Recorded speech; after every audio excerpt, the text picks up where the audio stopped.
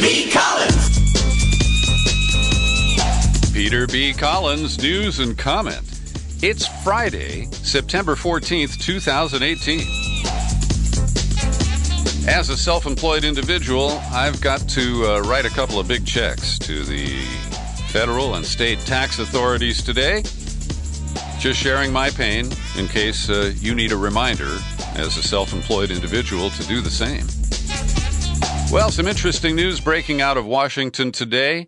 A surprise move to deny Brett Kavanaugh confirmation to the U.S. Supreme Court from Democrats, and Paul Manafort, who was the campaign manager for Trump for 5 months, who has entered a guilty plea and will cooperate with the Mueller investigation.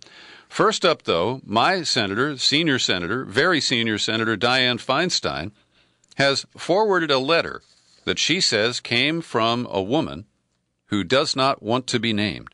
And the letter alleges that some 30 years ago, at the age of 17, Brett Kavanaugh, as a high school student, was at a party. There was booze involved. And Kavanaugh and a male companion took the young woman into a room where they locked the door, making her feel threatened. Now, the story goes that she escaped without being sexually assaulted. But that's about as much as we know so far. What we do know is that the anonymous letter, or the letter from an unnamed individual, was first sent to Democratic Congresswoman Anna Eshoo of Silicon Valley, a woman I know and who is credible, and she handed it off to Feinstein back in July after Kavanaugh was nominated to the court. And so the question is, why did Feinstein wait until now to release this, and she hasn't quite released the letter, but to float it publicly? And this takes me back to the uncomfortable confirmation hearings of Justice Clarence Thomas.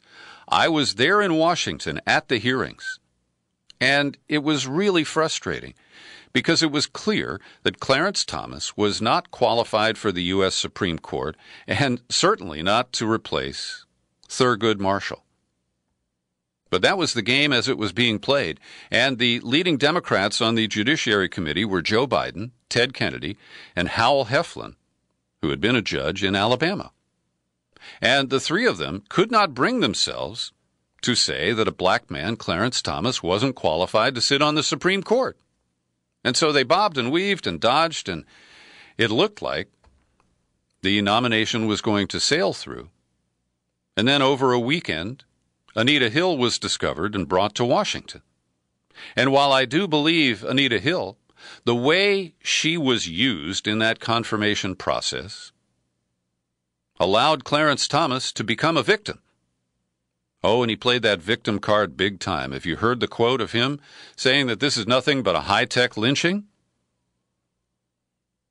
Well, it enabled him to dodge the issue, and he still sits on the Supreme Court. So for me, it's hard to really say that this is a substantial issue. There was no criminal charge filed. I think that Kavanaugh can easily deny this, and unless the woman comes forward in a Me Too moment, this could backfire on the Democrats.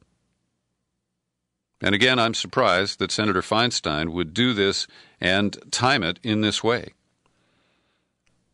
And perhaps a more serious set of allegations against Kavanaugh were presented by Patrick Leahy, the elderly senator from Vermont, who accuses Kavanaugh of being not truthful when he denied knowing that he had received documents that Leahy said had been stolen from him and other Democrats. And this is a pattern of deception, Leahy believes, going back to Kavanaugh's hearings to be confirmed to a federal judgeship, then the Court of Appeals where he sits today, and now he denies the same charges as he sits for confirmation to a lifetime appointment to the Supreme Court. And there are emails that Leahy refers to written by Manuel Miranda, a Republican operative who was in the Bush administration, An email cited July 28th of 2002. Miranda wrote Kavanaugh that he knew the contents of secret Leahy documents. Then in 2003, an email from Miranda to Kavanaugh had the subject line, "For use and not distribution." Miranda wrote that Dem staffers say they have confidential information. So this is a serious charge. But the way the Republicans are running this process in a purely partisan and arrogant manner, I'm not sure that this will have the desired effect. And the schedule is that the the Judiciary Committee is supposed to vote on the Kavanaugh nomination next Thursday, and Mitch McConnell hopes to have a full Senate vote by the end of September. Meanwhile, an interesting story at The Intercept today related to Kavanaugh and his honesty on the issue of abortion. And I credit the editor-in-chief, Betsy Reed, for republishing a piece by Ian Millhiser. Now, I'm familiar with Millhiser's work. He writes for Think Progress. He is a legal and Supreme Court commentator, and I find him credible. I have quoted his work here before. On September 9th, Millhiser published a piece at Think Progress, where he basically put pieces together to show that Brett Kavanaugh is on record supporting the overturn of Roe v. Wade. And I certainly believe that, and I think there is sufficient evidence to support it. But what's interesting here is that The Intercept charges that Facebook suppressed this. They took it down. And they did so at the behest of the Weekly Standard. Now, the Weekly Standard is a never-Trump Republican group. They support Kavanaugh because he's a Bush guy. And they have been empowered by Facebook to review materials. And the Weekly Standard declared that Millhiser's piece, was false. And The Intercept says the story was effectively nuked from Facebook, with other outlets threatened with traffic and monetary consequences if they shared it. I've linked to the article at The Intercept so you can see Millhiser's argument, but what is more chilling is that Facebook is allowing the Weekly Standard and outfits like the Atlantic Council to fact-check what they claim is fake news. And that is a very, very dangerous development. The other big story out of Washington is Paul Manafort pleading guilty to 2 counts of conspiracy. He has given up his efforts to fight Robert Mueller's prosecution, and he has agreed to cooperate with Mueller. This leaves Donald Trump completely isolated from his core group, the inner circle of his campaign. With the plea deal of Alan Weisselberg, I'm sorry, not a plea deal, but an immunity deal. The immunity deal for David Pecker of the National Enquirer. Michael Cohen's guilty plea explicitly naming Trump as the man who directed the cover-up that he ran. But we must note that Manafort so far has not given any public indication that he has evidence of the central claims of Russian collusion, the Trump team knowing that Russia was trying to help Trump win, and all of the related factors. And Manafort may also bring down Democrats like Tony Podesta, who ran a lobby shop, took money from Ukraine, supported Manafort. Greg Craig, the former White House counsel in the Obama administration, a guy who was respected in his efforts trying to close Guantanamo, and now he's caught up in this. And so Manafort pled to 1 count of conspiracy and 1 count of conspiracy to obstruct justice. And keep in mind that he did have an outstanding debt of millions of dollars to the Russian oligarch Oleg Deripaska. But primarily, Manafort worked for Ukraine. And while the Yanukovych government did tilt toward Moscow, the claims in the U.S. media are overblown that it's simply a given that working for Yanukovych was the same as working for Putin. One of the claims is that Paul Manafort evaded taxes to the tune of $15 million. But again, that doesn't have anything to do with Trump and Russia. So Manafort's guilty plea certainly will make Trump more dangerous, more emotional. Will he reach for his pardon pen? Well, Democrats are already brushing him back on that. Mark Warner from the Senate Intelligence Committee said any attempt by the president to pardon Manafort or otherwise interfere in this investigation would be a gross abuse of power and require immediate action by Congress. So where does all this go? I've raised this question on a number of occasions over the past 2 years. Let's say Mueller finds the proverbial smoking gun, and Manafort produces testimony that shows that Trump knowingly collaborated with Russians. What do we do with that? Well, 3 legal scholars have demanded the release of a document from way back in 1974. It's called the Roadmap for the Watergate prosecution of Richard Nixon, and it was written by the special counsel, Leon Jaworski. So the men who are asking for the release of this information are an interesting group. One of them worked with Brett Kavanaugh on the Starr investigation that led to the impeachment of Bill Clinton. And the 3 of these men are asking, that by the way, is a guy named Bates. They are asking for the declassification of the Watergate roadmap because it could give some sort of direction to what happens to the findings, whatever they are, of special counsel Mueller.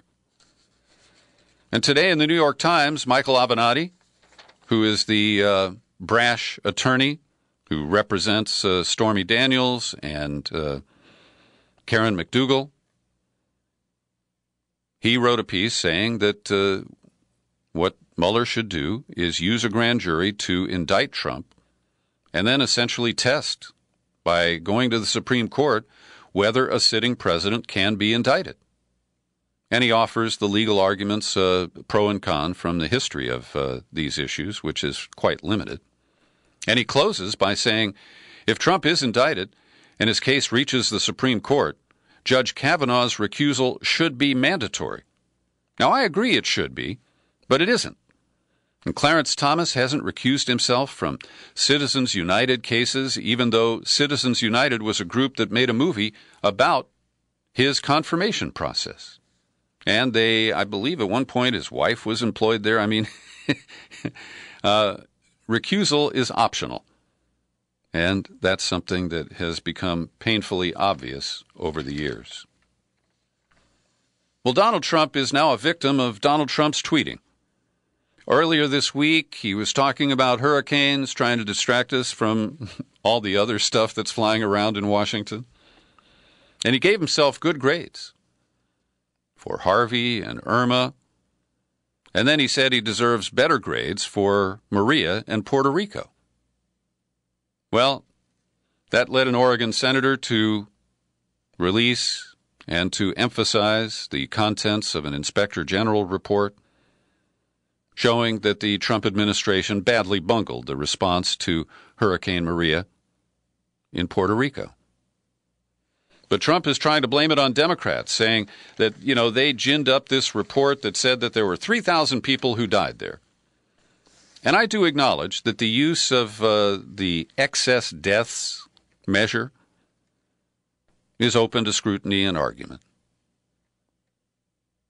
But Trump is taking the narrow view of the people who were directly killed by the hurricane and not those who died in the immediate aftermath of Hurricane Maria. And if you love Trump, you probably take his view of that. And if you don't, you probably don't. Every day I pause for a second to thank the people who support my work here at the Peter B. Collins Podcast with your subscriptions. People like Marvin Rasmussen, Susan Lewis, Alice Carlson, and John Morgan. And I mentioned their names hoping that you'll say, gosh, I could do that. I could kick in $5 a month to support the PBC podcast. Well, why don't you? Visit peterbcollins.com right now. Under the menu tab, click on Become a Subscriber. You land on the sign-up page, and you've got options, $5, $10, $20 a month, the $50 annual subscription. Take out a new annual and give me an address in the continental U.S., and I'll mail you a bonus gift, a copy of John Dist's rock and roll CD called American University. I'd love to share that with you, and all you have to do is take out a new subscription. Also, if you prefer to avoid PayPal and you'd rather communicate through the U.S. mail, my mailing address is Box 150, 660, San Rafael, California, 94915. Well, yesterday I released the shortest podcast I've ever done, and I explained that I went to San Francisco to attend a conference, but the traffic gridlock caused by the protesters of Jerry Brown's International Climate Summit took up all the time, and I didn't have time to put a podcast together yesterday. Well, the reason I went to San Francisco is I went to an event at the University of California, San Francisco, where we met up with Jonathan Latham. And you may recall, in June, I released a podcast with Dr. Latham. He's the director of the Bioscience Resource Project, and they have released the Poison Papers. And he led the team that gathered, collated, and analyzed these documents. It's over 40 years of work by the Environmental Protection Agency and its predecessors trying to regulate the chemical industry. And Latham is sharply critical of the EPA for what he refers to as their proactive collusion in failing to regulate the industry that they are supposed to be regulating. Here's an excerpt from my interview with Jonathan Latham. What the papers demonstrate is the level of scientific inadequacy and intellectual inadequacy and how would I want to describe it? The systematic dysfunctionality of the regulatory system.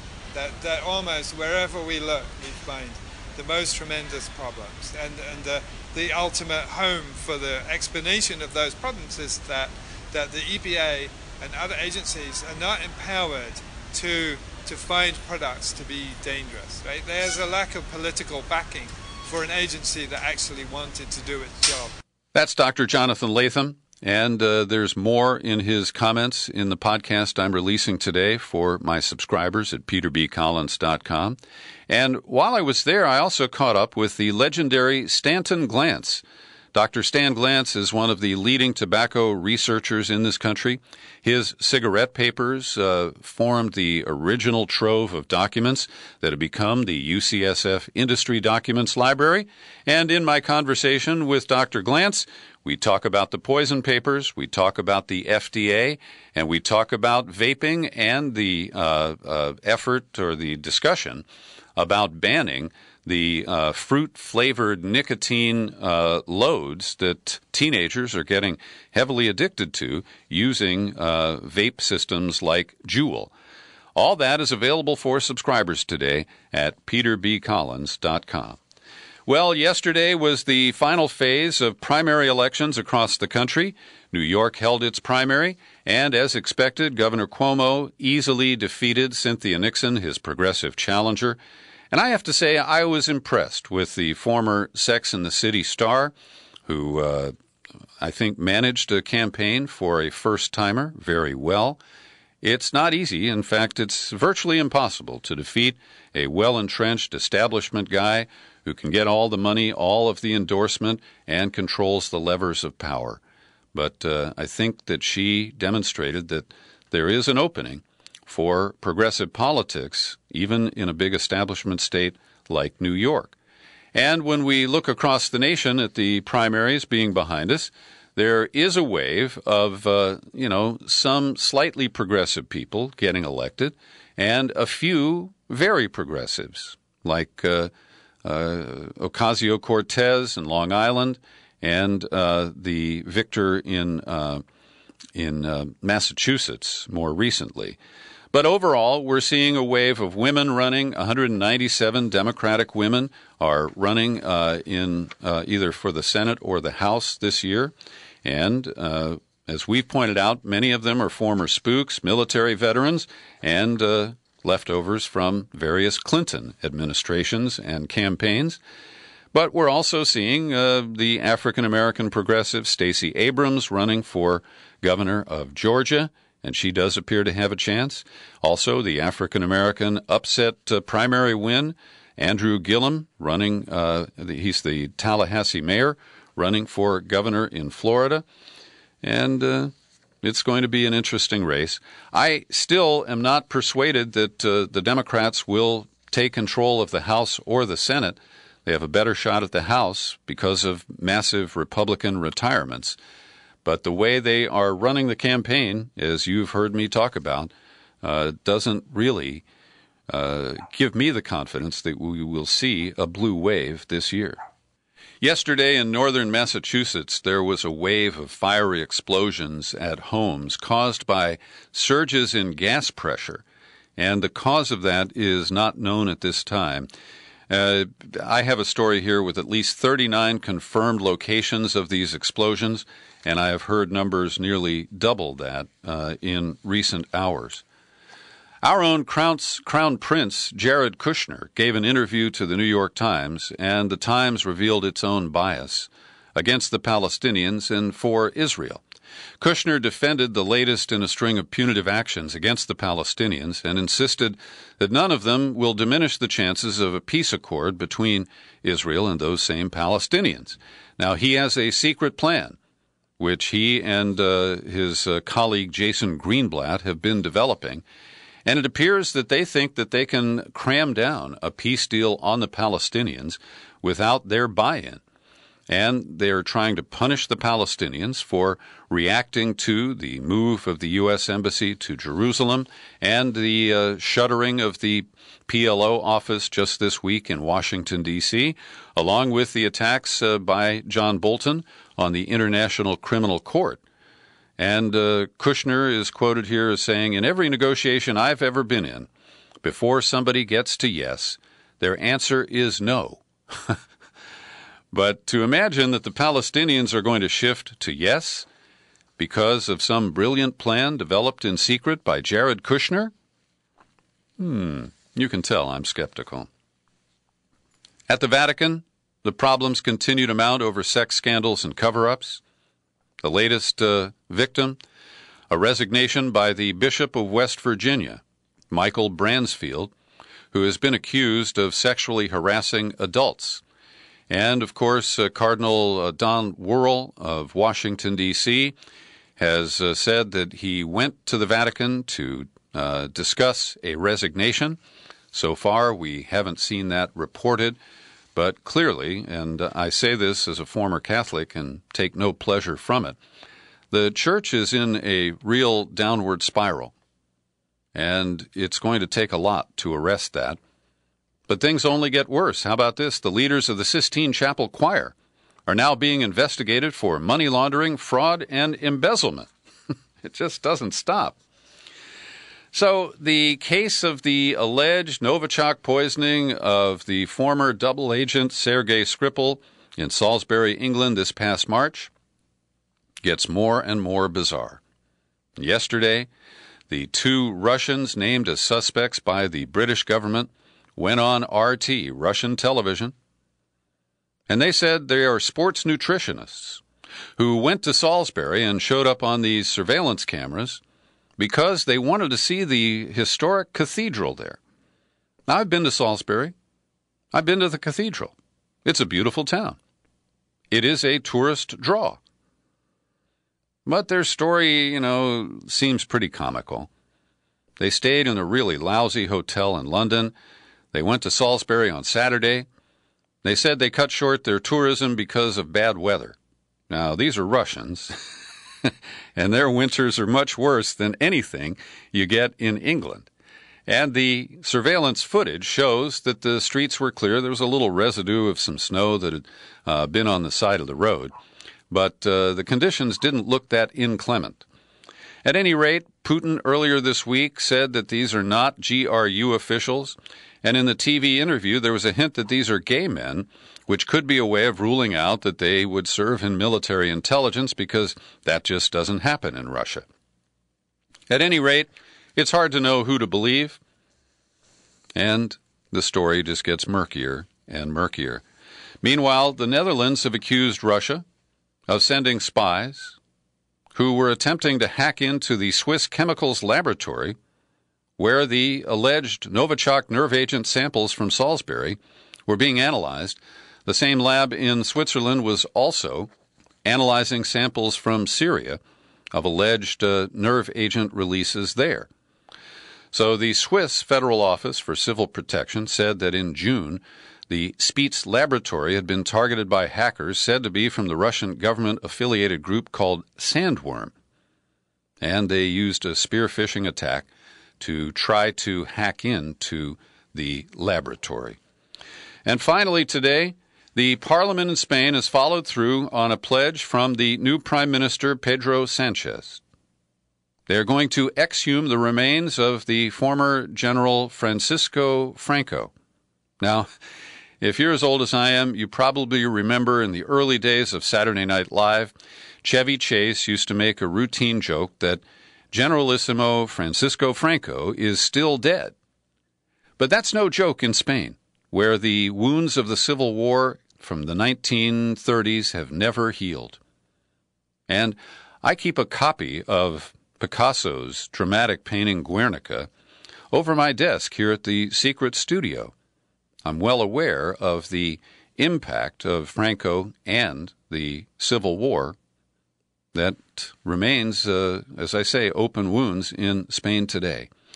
So I don't know if this will resolve the issues or lead to closure, but that's what they're doing in Spain these days. Thanks for listening to my daily news and comment podcast. You're free to share it far and wide, and you'll find it on YouTube. I'm Peter B. Collins.